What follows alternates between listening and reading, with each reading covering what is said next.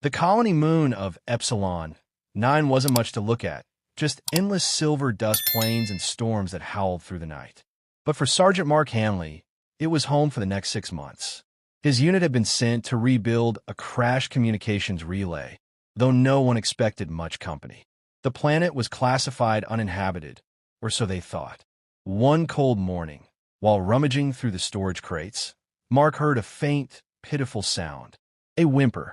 Something alive. He followed it beyond the perimeter lights, past the barrier fence, where the metallic sand shimmered under the dawn.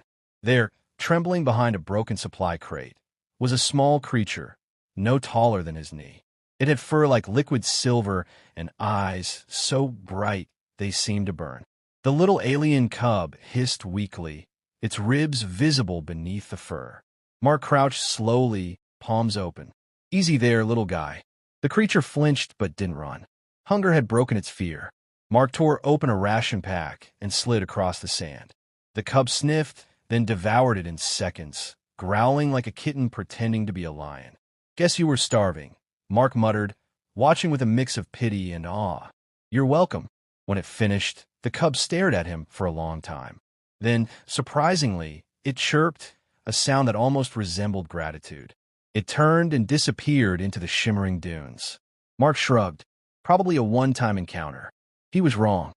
That night, the wind carried a strange, heavy scent through the camp, sweet and sharp, like ozone and cinnamon. The motion sensors went off. Mark grabbed his rifle and stepped outside. Then he froze. Standing at the edge of the floodlight's reach was a towering figure, cloaked in shadow and silver fur. Her eyes glowed like twin stars, her stance proud yet tense. And beside her, peeking from behind her leg, was the little cub. The creature was not alone. Mark's instincts screamed predator. She stood easily 7 feet tall, built like a feline goddess wrapped in armor of living muscle. Every movement carried both danger and grace. The cub chirped again and ran forward. "Wait," Mark started, but the mother followed, silent and swift. Within seconds, she was inches from him.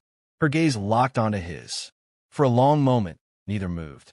Then she sniffed the air, eyes narrowing at the empty ration wrapper near his boot. Understanding dawned. She spoke, a low melodic growl that his translator barely caught. "You fed my child." Mark swallowed. He looked hungry. She tilted her head, studying him like an unsolved puzzle. Then she purred, a deep, resonant sound that vibrated in the air. "Few of your kind would. You are different." The cub nuzzled against her, then against Mark's boot. The gesture broke whatever tension hung between them. "Different's kind of my thing," Mark said with a nervous grin. Her lips curled into something dangerously close to a smile. Over the next few days, the alien, who introduced herself as R.H.Y. Shaw, returned often, sometimes with the cub, sometimes alone. Communication was clumsy at first, half gestures, half broken translator phrases. But curiosity bridged the gap. Mark learned her species, the Tavari, had once ruled this sector before a war with the Dominion wiped most of them out. Now, only scattered survivors remained, hiding in caves and ruins across Epsilon 9. "You humans," she once said, "you build where others have burned. You bring light even to ashes." Mark laughed softly. "We also make a mess of things." Her gaze softened. "And yet, you fed one not your own." It became more than an exchange of food and words. They shared stories of loss, of survival. Mark showed her old Earth songs through his datapad. R.H. Shaw listened, tail swaying slowly, eyes half closed. The cub slept between them, purring softly. Then came the Dominion patrol. An orbital drone picked up a distress beacon from R.H. Shaw's old settlement. Mark's commander ordered a full strike, the kind that left nothing breathing. But R.H. Shaw's people were there. Mark stood in the command tent, fists clenched. "Sir, there are civilians in that area. Non-hostiles. Non-humans," the commander corrected coldly. "You want to save aliens, Sergeant," joined the Peace Corps. That night, Mark made his choice. He stole a rover, loaded it with supplies, and raced toward the coordinates. By the time he arrived, the sky was already burning. He found R.H. Shaw amid the chaos, clutching her wounded cub. Smoke curled around her like ghostly wings. "You came," she whispered. "Always do," he said, firing at a drone, swooping low. "Let's get you out of here." Together, they fought their way through fire and falling debris. R.H.Y.Shaw's claws tore through steel. Mark's rifle sang with heat. The Dominion ship above them cracked apart under his explosive rounds. When the dust cleared, she looked at him with a new kind of reverence.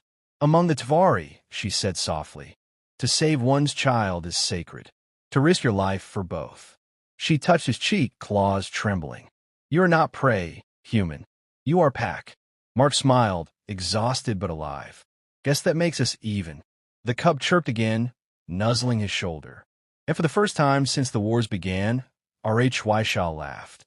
A sound wild, fierce, and beautiful beneath the burning sky.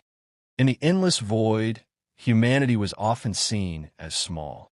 But on that dying moon, a single human heart had done what no empire could, earned the loyalty of a predator and the love of her kin. Because that's what humans do. They feed the hungry. They fight for strangers. And somehow, they change the stars.